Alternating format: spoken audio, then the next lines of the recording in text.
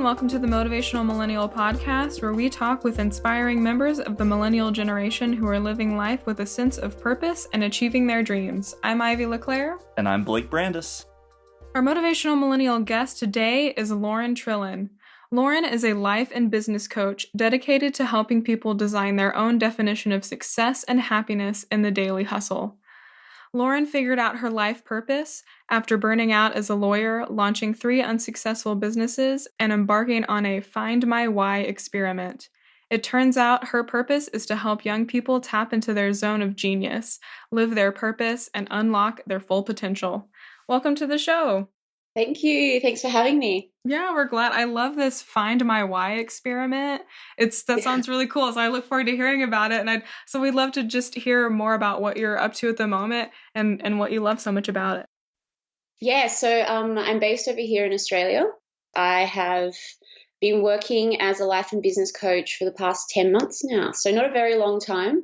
I always say that I accidentally stumbled upon it after launching a business and realizing that the business wasn't for me, and I'm quitting my job as a lawyer back in the day. So I've been reinventing myself a few times, and these days I'm really focusing on work around life purpose, like you mentioned, unlocking genius zones, and just getting people to really take away all the layers of who they think they should be to reveal, as I always say, the brilliant person that's at their core. And what were some of those layers for you that on your journey you had to unwrap? Oh, so many. It's a work in progress to this day, as it always is. A lot around self-limiting beliefs around my worth, fears that I carried that weren't even my own, self-limiting beliefs around like worthiness, money blocks as well. That was a huge one, not allowing success and receiving success in my life, and thinking that I needed to operate according to a certain set of rules that didn't work for me. What did your Find My Why experiment entail? So I ended up on the journey after I quit the last business, and I had a bit of a what am I doing with my life moment. And I thought, well, if I've hit almost this point of rock bottom, then this is a perfect opportunity for me to really start afresh. Like, I was no longer the lawyer. I didn't have this business holding me back that I knew wasn't right for me. So I thought, I'm going to go all the way back to basics, get really curious about myself and the world. And I just started delving into books, researching, following my curiosity, seeing where it led me. And that involved traveling, working with other life coaches and the business coach, healers as well. I pretty much tried out everything, to different ways of tapping into who I was in order to start to bring all that to the surface. And what is it about the current work you're doing with coaching and supporting young people to tap into that genius that excites you and that really taps into your why?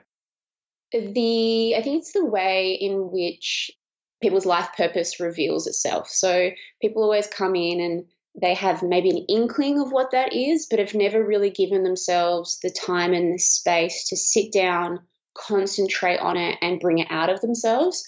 So I love taking people, I call it almost like a design thinking journey, send them out into the world, get them to really explore who they are, gather as much information as possible. And only when I feel as though we've really fleshed that out do we come in onto what that life purpose statement is. And it always surprises them, and that's what I love. They read that statement out once it's finished in front of them, because we work on a whiteboard, and they always say the same thing. I've always known this is who I am, but I've never been able to put it into words. So it's really cool. Oh, yeah, that takes a lot of skill, I think, to be present with people and help them, like you said, peel back the layers and get to the core of it. I'm curious to know, I know that in the work that we've done, sometimes when we talk about life purpose, people are like, oh my God, like it feels like this really huge thing. And, you know, I've experienced some pushback too about like even the concept, quote unquote, of life purpose. Yes. So what do you say to those people in that mindset?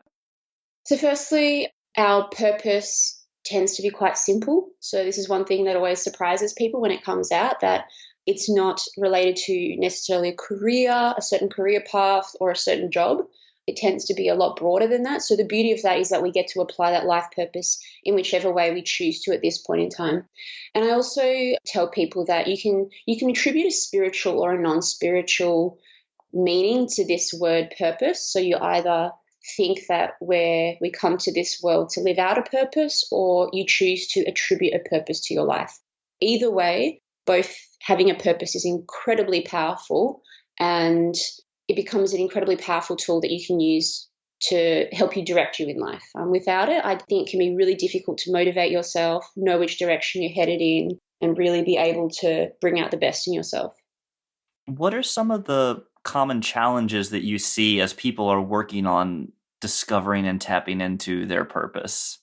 So I think the biggest challenge is getting people to see beyond the scope of their current thinking. So in coaching, we say that we have a map of the world. Each person has their own map of the world. And so my job is to understand my client's map of the world and to push the boundaries of that map. So if someone can't see a potential reality for themselves, or it's never come to mind for them, then they don't have any ability to be able to conceive that future. So my job is to help them push the boundaries of their map so that starts to come into their awareness.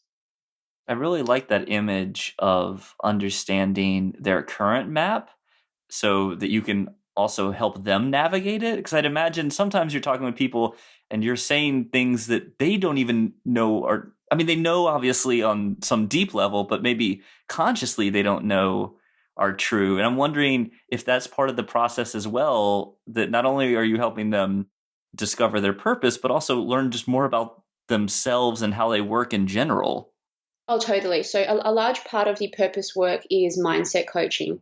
And it's a matter of me also getting very curious about the person that I'm working with. If they use a certain word, okay, great. What does that mean to you? Because we tend to generalize or attribute meaning to things without really stopping to think, well, what does this mean to me? Do I actually believe it? Have I created this story for myself? And once people realize that they also have the ability to start changing elements of that, it becomes incredibly powerful. It's so amazing how sometimes, and just tell me if this has been your experience, but in my own life and also in working with clients, it's like sometimes the shift that helps them push the boundaries of their map or recreate a new map is just something really, really small, like actually starting that book or doing karaoke. Like to them, it feels like this radical act, and they're able to shift what they think is possible for themselves. And it creates like this sort of cascade effect.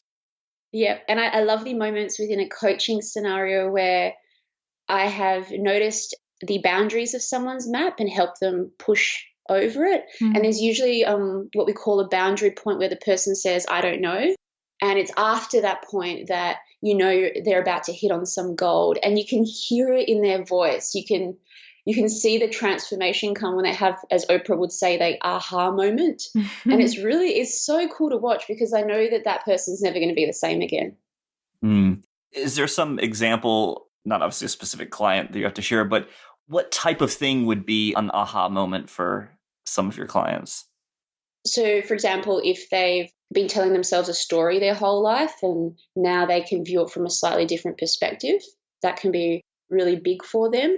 Or that they've carried a belief with them that they've realized isn't necessarily their belief, that it's something that they've picked up from their parents, and would explain why they don't feel comfortable with that, even though they've carried it with them their whole life. There are so many examples. Or even just someone in the financial space beyond the limits of what they think they've been able to earn or what they think they're worth. Just having that moment of recognition where you can see that the brain's a bit scrambled after that, and now it has to rewire itself. It's really cool. So what have been some of your biggest aha moments on your journey? I think the moment that, in my mind, my life purpose clicked into place was a really massive aha moment. Also, when I clarified what my core values were, the world around me just made a lot of sense. Mm-hmm. I started to have a much better understanding of why this situation doesn't work with me, why I can connect with some people and not others. It just became a really useful tool that I added to my toolbox that I've just loved having. I think the further we move along the path of self-awareness and getting to know who we really are, the happier we are as well. Could you share one of those values that's really important to you? Yeah, so I've given each of my values their own word. So I've picked a word that really resonates with a value. So the word for me is alchemy. And for me, that's all around mastery and pursuing opportunities for growth and learning, but in a way that on the outside, for someone looking inwards, it looks as if it's magical. So it just ties in my love of that slightly otherworldly qualities and with mastery, like the groundedness of really applying yourself and learning something. So for me, that word is alchemy. And when I honed in on that value and that word, I had this moment where it was like, yes, like this is it. This is the word that I've been searching for. And it was a really awesome experience to go through that. I think alchemy makes mastery sound so much cooler. Like, it does, right? Yeah, it has all these layers and all this amazing imagery to it. Yeah, it makes me want to pursue it as well. I love that. Yeah, it's so much more for me than just the traditional idea of learning, right? It's the you being in that workshop probably all hours of the night, like a mad scientist almost, pulling all this together to create something that is almost not of this world. Yeah, could you tell us about your workshops? I've seen some online that you have been holding. I think, are they called purpose workshops? Yes, vision workshops. Mm-hmm. I ran a focus group before I started this business, and as part of that focus group, my friend who works in product design, we thought we'd do vision boards to get people to really clearly articulate, what images they're attracted to, what colors they like, to get a feel for their personality. And it turns out that based on that simple experiment that people love making vision boards. And that really surprised me. I thought it was hilarious. A room full of lawyers and professionals using glue sticks and scissors and ripping magazines apart. It really surprised me. And I thought maybe there's something to this. And that's how the first workshop that I ran was born, out of this accidental experiment. And since then, I've been hosting vision and goal setting workshops. And I've now moved into doing the life purpose program in its full 6-hour block into a 1-day program. But yeah, I think people just love being able to carve out some time for themselves where no one's going to interrupt them from a few hours and they can focus just on themselves. And to, have this opportunity to really connect to, I think, their inner child, but really it's more like the truth of them, that isn't all the layers and stuff that we get from growing up in society and culture. And it's like there's something about the glue sticks and the markers and everything that like help you channel that part of you. And it's always amazing when they say that. So a lot of people come in with a preconceived idea of what they're going to put on that vision board. And then I take them through a meditation exercise just to get them, as I say, out of the monkey brain and down into their more intuitive heart space. And they're always surprised by then what ends up popping out onto the vision board. It's always the things that you don't necessarily think you're going to put on them. So it's really cool that they sit there and do that and then take it with them and then start bringing it to life. Is there an example of something really surprising that you've seen on a vision board?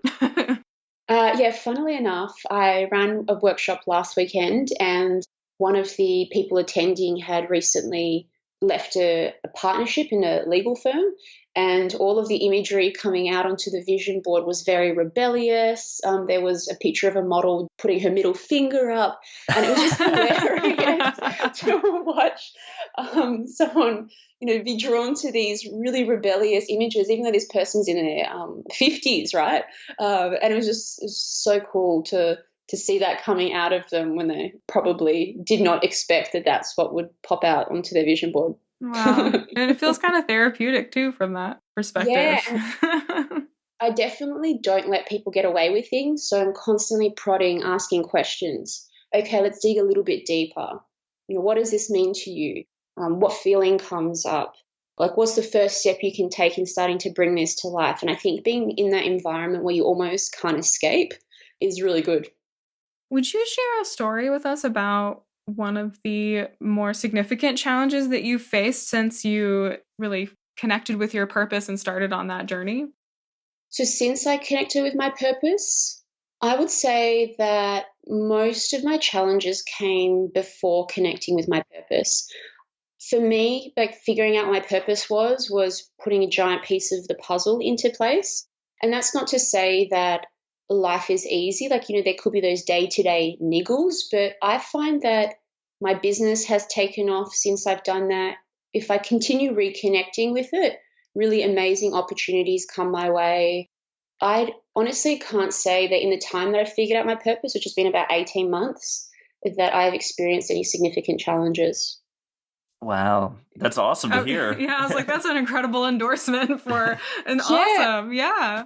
I feel as though I'm on the path, right? And it's just made such a phenomenal difference to my life. So the reason I set out on the Find Your Life Purpose experiment was because I told myself this is the 4th business that I've started. I've just constantly been tinkering since university.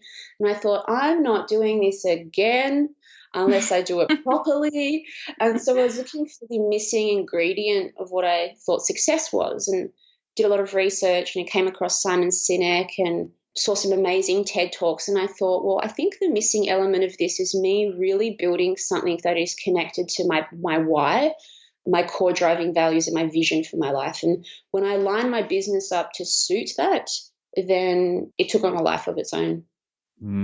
Well, we are big Simon Sinek fans here as well. So you definitely have some allies. I have been known from time to time to do a Simon Sinek impression, which I won't horrify everyone with here at the moment. But I enjoy them. Thank you. I know I usually request them on. goads me on.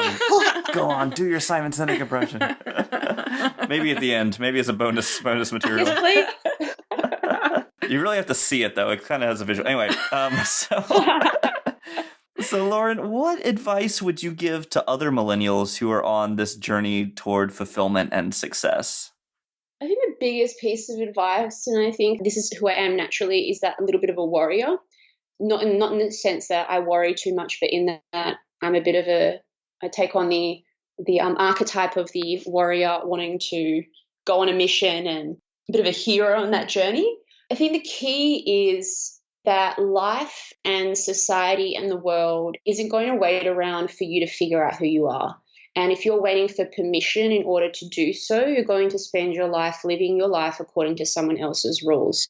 So you almost have to bring out that warrior instinct in you and go out into the world, figure out who you are yourself, spend the time and the money that you need to spend in order to make that happen, and carve out your own space in the world. Because once you've carved out your own space, then everyone else responds to that as opposed to you being passive about it, if that makes any sense. Yeah, totally. A lot of people are waiting for permission for someone to turn around and say, oh, you're worthy of this, whereas I've observed that you go out into the world and just make it happen for yourself. There's a lovely moment, too, that just happened, because when you started talking about that, I thought you were saying worrier, like someone who worries. And, and as I realized you were saying warrior, it made me think, what a beautiful contrast, right? Those homophones, because they're totally, as you've just beautifully laid out, the opposite. Like, the worrier is always concerned about what other people want and what's going to go wrong. And the warrior is just going out and claiming that space and creating and moving forward. I love that contrast. So thank you for that linguistic moment. That was beautiful. Australian accent. Yeah, it's really about stepping into your power and just completely owning that. And it requires a lot of self-development and a lot of work on your own part, but it's so worth it, provided that you can learn to trust yourself. Well, I really like the warrior image too. And this is such great advice, and I love the warrior image too, because it's like this great metaphor for, I think about one of the things that stops us is us waiting to feel ready. Like we're waiting for some kind of moment where we're going to be like totally prepared for this giant life change or something. And like the warrior, and it never comes. No, it never comes. You just got to do it. The warrior is like, okay, there's this giant army, or there's this giant, I don't know what I'm picturing, a mammoth or something, and it's coming, and there's no time to prepare. You just got to do it. You just got to jump in and own it. Yeah, and I'm always saying you're constantly flying by the seat of your pants. I'm not sure if you've heard that saying before. Yes. And you have to get comfortable with discomfort. So I guess that's a large part of the work that I do, is that I create a safe space for people to get naked, to get really uncomfortable, because that's where the real growth happens. If you're expecting to cruise through life and not feel that feeling of discomfort, then you're really denying yourself incredible opportunities for personal growth and happiness and success. Yeah, and I think the more you do it, the not easier it becomes, because I think there is always still some challenge, but the more ready you feel to do it, I would say, because coming from that place of vulnerability, especially if you've grown up in a culture or a family or society where that is not valued or encouraged, and in fact is often shamed or rejected, it can be really hard to own that nakedness and that rawness and that emotional authenticity and talk about the things that matter. But gosh, it does change everything. Like, you're just so much deeper and richer in living the fullness of life. Yeah, in the way that it should be lived or needs to be lived. And I find that with people, it's always just reminding them that we're all on a journey, and you're not expecting to take all of those layers off, layers of clothing, layers of conditioning, however you want to call it. But if you just start to embark on that journey, take the one layer off and then plod along and then take another layer off. There's no rush. Like, we're just here to do things in the best way that we know how. And we should constantly look for those opportunities. But I always tell people, what's the first baby step that you can take towards this? That's all that's needed. So when you were embarking on your Find Your Why experiment and you were trying all of these different methods and having different teachers, what do you think was the experience that was most uncomfortable and also most transformative because of that? For me, it was a lot of the work to do around mindset. So the really transformational stuff where you go back temporarily to figure out where you formed a certain belief, where you had a certain experience that led to you carrying certain beliefs forward with you. And that process itself can be slightly uncomfortable because you have to almost like wade through the mud, to put it politely, in order to get to where you need to get to.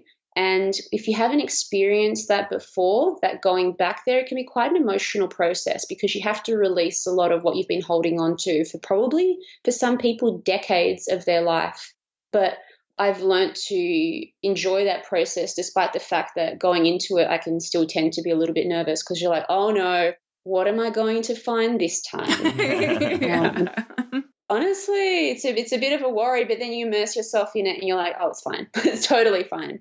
And I'm currently going through that process again with a life coach, and I love being guided through that journey and supported. And it's just incredible to work through a lot of that because I know that it's going to help me to get to where I want to get to. And it's necessary work and there's no way to avoid it. And if I don't want to go through it as a coach, how can I expect my clients to go through that as well? So I'm always at the forefront of my own experiments. I've got to go where no one else wants to go.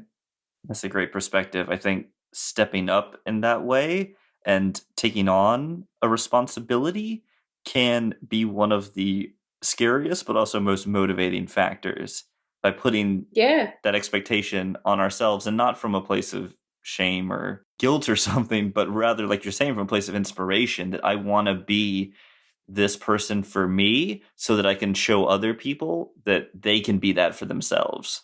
Yeah, it takes a lot of honesty and bravery. Yeah, I think it's something that's come to me. I've had it naturally, the bravery elements. So I want to instill that in other people, or, just so they know they have a buddy on that journey. Mm. And based on your experience, especially working with young people, what unique challenges do you feel that members of the millennial generation face? It's a really interesting question because I think I'm almost tempted to say, yes, we have a lot of choice. I think if one thing, the world is changing so quickly that we almost can't adopt the thinking of our parents and the people that came before us. So one example that comes to mind is that I came from the legal space. So I was working as a lawyer, really good at what I did, but absolutely miserable. And I was really interested in how technology was beginning to change the legal space. And I realized, well, if I think that my career is safe for 30, 40 years, I'm sadly mistaken. So it's my job to continue to look for opportunities to grow and improve myself and to acquire a really vast array of skills that I can apply in a unique manner. So I think that the biggest challenge for millennials is to learn to be flexible in a rapidly changing world and to be okay with changing careers, acquiring new skill sets, testing things out, despite the fact that we're told that we're really flaky, that we can't settle, all of these negative things. But I actually think it's necessary, the ability to adapt rapidly and according to circumstances. That's some great insight and reflection. Thank you.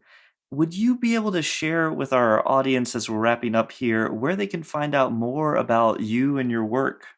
Yes, I have a website. It's at Loren Trlin, Trlin, there's a vowel missing there, .com. And it's where my blog's on there. I've got all my online programs and the coaching programs that I run. I'm also on social media under the same handle, Loren Trlin.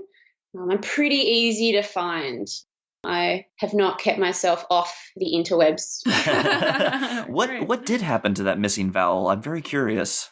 I have theories. I really have theories around a relative going down and, maybe had a few wines before he went down to the village registry and slipped a vowel out.